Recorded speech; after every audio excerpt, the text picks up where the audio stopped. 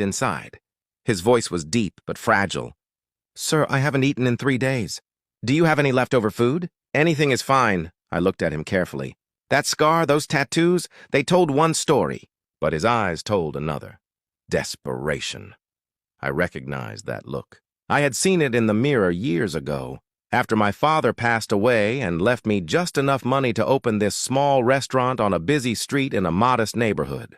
Nothing fancy here, just homemade food, daily specials, and meals to go. But to me it was everything. So I told him to sit down at the table in the back. I made him a full plate: rice, beans, steak with onions, fresh salad, and farofa. When I placed the plate in front of him, he didn't touch it right away. He just stared at it. 5 seconds passed. Then he lifted his head, and his eyes were red. He ate slowly.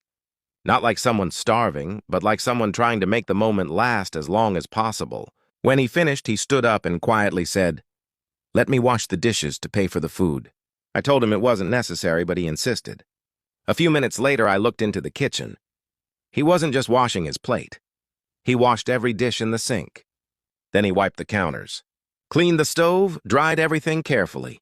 When he finished, the kitchen looked cleaner than it ever did after my own staff closed. Before leaving, he stopped at the door.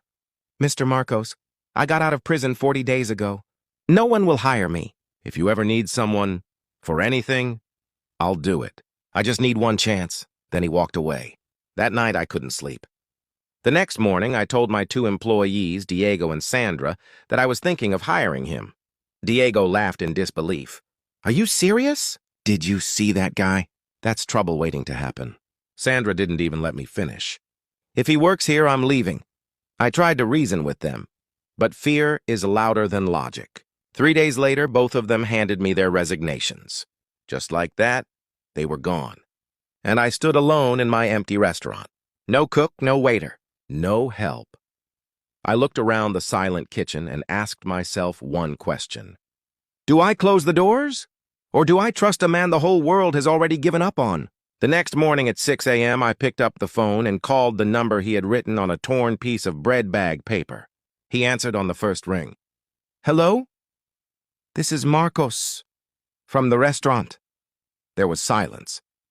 Then I said, "If you still want the job, it's yours." For a moment, he didn't speak. Then I heard him take a deep breath, and he said something I'll never forget. "I'll be there in 20 minutes. 8 months later, on Christmas Eve, I arrived at the restaurant earlier than usual. And what I saw him doing in the kitchen made me quietly close the door, because I didn't want anyone to see me crying. Comment part 2 if you want to know what he was doing.